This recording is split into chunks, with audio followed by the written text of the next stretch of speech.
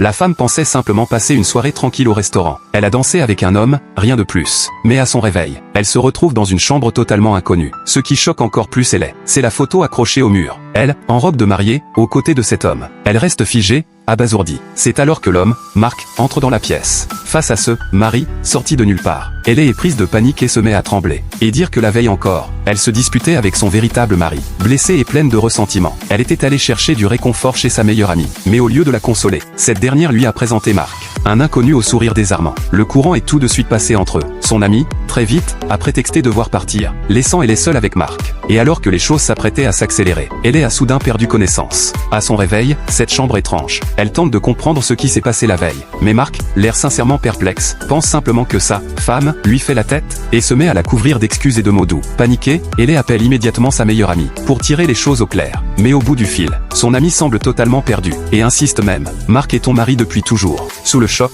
elle erre dans les rues, le cœur battant, et finit par arriver devant sa maison. Elle sort ses clés en tremblant, mais aucune ne correspond à la serrure. Désemparée, elle sonne à la porte. Un petit garçon qu'elle n'a jamais vu lui ouvre. Ce n'est pas son mari. Elle sent son estomac se nouer. Tout semble indiquer une chose. Un monde où une femme lui ressemblant trait pour trait mène une vie totalement différente de la sienne.